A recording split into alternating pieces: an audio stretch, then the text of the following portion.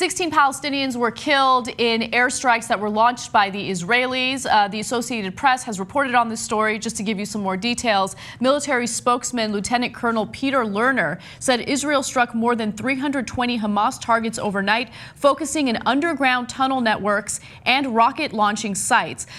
That brought the total number of targets hit to 750 in 3 days of the massive offensive that has killed at least 80 Palestinians. Now, to be fair, obviously the Palestinians were not the only ones that were victims of airstrikes. Palestinians also launched airstrikes against Israel, but because of the Iron Dome, none of the targets were actually hit. The Iron Dome defensive system has intercepted at least 70 of the projectiles destined for major population centers. Now, Israel says that Hamas must cease rocket fire from Gaza for Israel to consider a truce. Some of the missiles did get through, but they don't seem to be doing much damage. The fact that they were able to reach cities further away than they had previously, like Haifa, has alarmed Israelis. But this is a pattern. This is exactly what we've seen so many times before, whereas that there's minimal Israeli casualties, if any, and then there's massive Palestinian casualties. And the Israelis then blame it on the Palestinians and say that Hamas uses Palestinian citizens as human shields by hiding their leaders in and amongst the population. I don't know, that's probably true. Mm-hmm. But the fact of the matter is Israel hit a group of men watching the World Cup game and killed 5 men.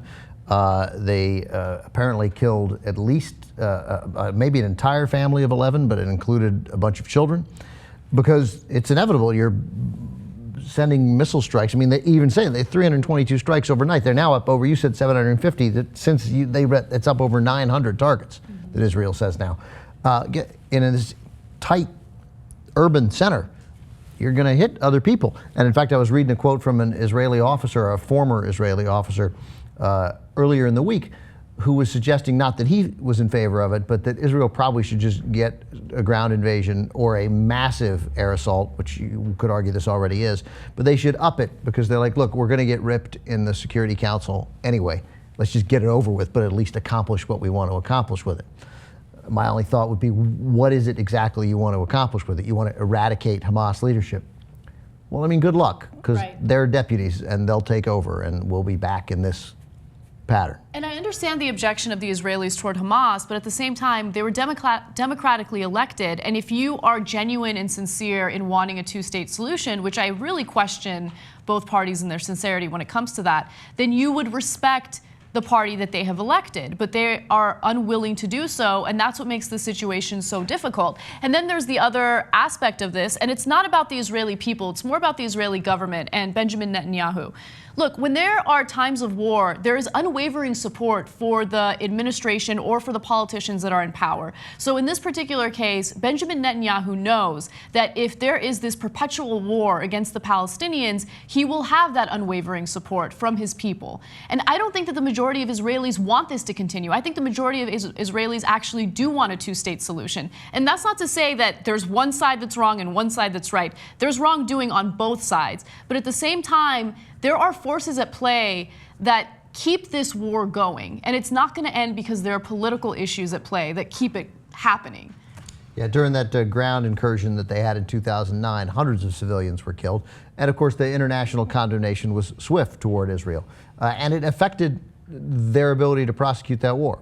That kind of international condemnation has an effect on the Israeli citizenry, too. So, you know, I don't, you know, I mean, it's very hard for me. I'm never, as a Jew, I get embarrassed every time, and then I get it. We'll get a comment that, you know, every country would respond to this way if they were attacked, and I don't think that's true.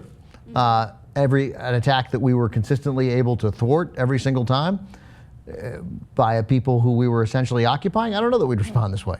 But I get it. It's not completely illogical, but it mostly is tragic.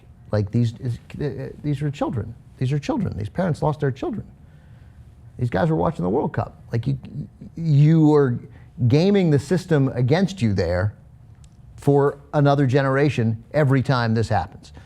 Yeah. But that is not the mindset of the Likud party in Israel. They don't care. They're not moved by that. And I don't know whether they think that sort of this kind of conflict is the way to keep themselves in power. I'm not that cynical about it. I think they think this is the way to protect themselves. But it is a terrible cycle, and let's not kid ourselves. You can talk all you want about the outrage that Israelis must surely feel when they have to deal with rocket attacks into their cities.